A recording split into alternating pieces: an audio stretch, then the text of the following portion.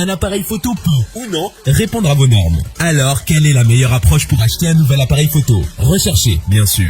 Nous l'avons donc fait pour vous. Et pour vous aider, nous avons compilé les meilleurs appareils photo pour la photographie professionnelle, afin que vous puissiez trouver la meilleure option qui réponde à vos besoins. L'OS R, bien qu'équipé d'un capteur de 30,3 mégapixels, offre une série de caractéristiques restreintes et des choix ergonomiques tactiles discutables. La poignée est confortable et bien creusée, alors qu'elle laisse suffisamment d'espace entre elle et l'objectif. La différence principale entre l'OS R6 et l'OS R5 se situe sur l'épaule droite. Le premier bénéficie d'un barillet de sélection des modes photo, tandis que le second jouit d'un écran de contrôle des paramètres. Du côté de la connectivité, des prises synchro flash, micro et casque sont disponibles aux côtés d'un port micro HDMI type D. Le Wi-Fi 5 i3G802.11a BGNAC est aussi de la partie en compagnie du Bluetooth 4.2.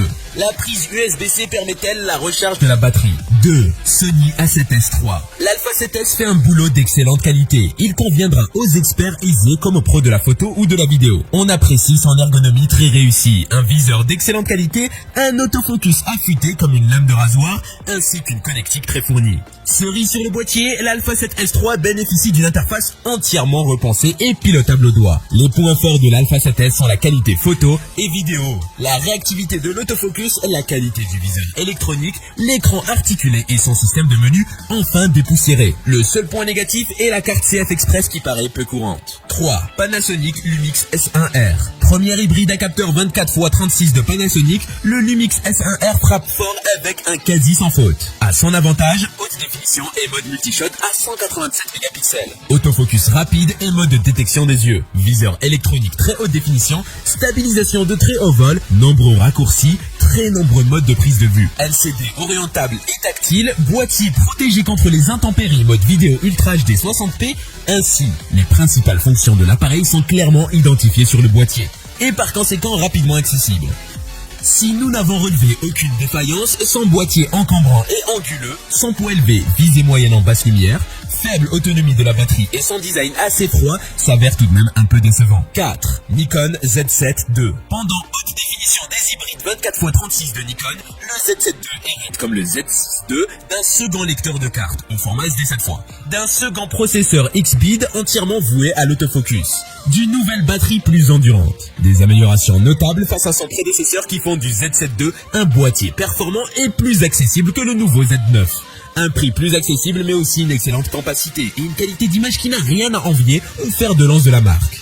Son capteur 45,7 mégapixels est stabilisé, une vidéo 4K 60p, une protection tout temps et un double lecteur de cartes, un autofocus sensible et une grande dynamique de capture. À son tour, un écran est inclinable seulement, son suivi AF parfois perfectible, obturateur à 1 sur 1000S minimum et une autonomie moyenne. 5. Olympus OM DE M1X.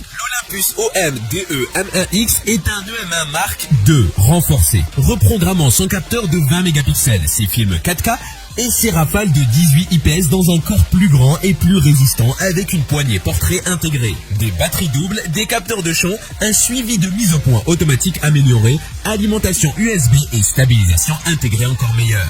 La stabilisation est remarquablement bonne, mais il n'y a pas de 4K à 60p. Le viseur est relativement bas, l'ensemble de fonctionnalités Olympus rend les réflexes numériques professionnels démodés. La 9 de Sony est un rival moderne beaucoup plus difficile qui ne coûte qu'un tiers de plus. Le M1X est un corps spécialisé avec un public limité en conséquence. Il s'agit de l'appareil photo Micro Four Thirds, le plus grand, le plus lourd et le plus cher à ce jour.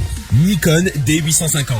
Le réflexe plein format Nikon D850 est une excellente mise à jour de son illustre prédécesseur, le D810. Un appareil pour professionnels offrant des performances de très haut niveau en toutes circonstances et qui gagne un certain nombre de fonctionnalités jusqu'alors manquantes. Il offre une excellente qualité d'image, niveau de bruit acceptable jusqu'à 12800 ISO, grande possibilité de recadrage, excellente balance des blancs automatique, très bon autofocus, rafale à 7 VPS voire 9, focus picking et sticking enfin disponible. 4K 30p sans recadrage, écran tactile et orientable, boîtier tropicalisé, bonne prise en main, ergonomie améliorée, très bon viseur optique, autonomie convenable. Or, il a un capteur non stabilisé, pas de flash intégré, menu un peu confus, Wi-Fi limité, pas de GPS, toujours pas de port USB-C, pas de format 16/9 et un micro intégré moyen. 7.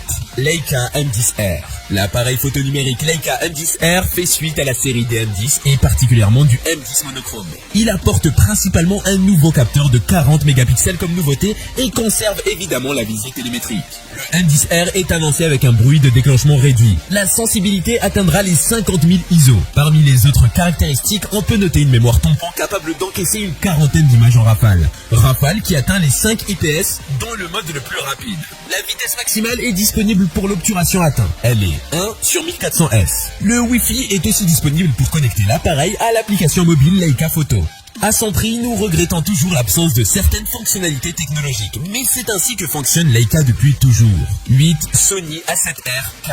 Le Sony A7R IV est l'appareil photo sans miroir plein format haute résolution de 4e génération de Sony. Construit autour d'un capteur BSI CMOS qui produit des images de 60,2 MP. Par rapport aux générations précédentes, il promet une qualité de construction plus robuste, des contrôles raffinés, la dernière implémentation de mise au point automatique de l'entreprise et plus encore. Malgré sa haute résolution, il peut filmer jusqu'à 10 images par seconde avec une mise au point automatique complète et filmer des vidéos 4K, soit sur toute la largeur de son capteur, soit à partir d'un recadrage APS-C Super 35. Il bénéficie également d'un mode haute résolution à 16 prises de vue qui peut être utilisé pour générer des images 240 mégapixels de scène statique. 9. Blackmagic Pocket Cinema Camera 6K Pro.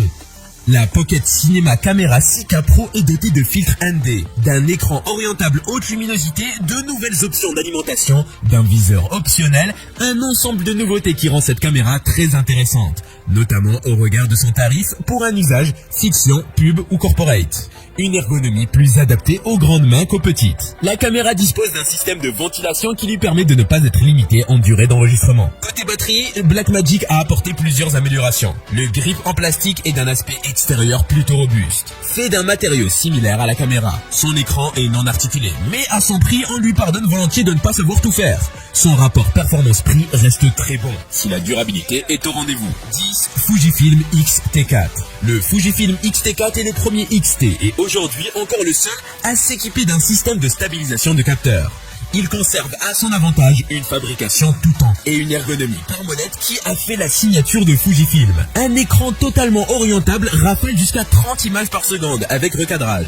Obturation électronique à 1 sur 32 000 S et joint d'étanchéité. Sauf qu'il n'a pas de prise jack pour micro, pas de flash intégré, ni d'unité livrée en standard. Pas de mode pixel shift, joystick un peu étroit, menu chargé et recadrage en 4K 60p. Malgré cela, ce nouveau Fujifilm X-T4 est tout proche de la perfection. Côté tarif, on est sur le même prix que l'Olympus, qui lui dispose d'un plus petit capteur et ne filme pas en 4K 60 images par seconde.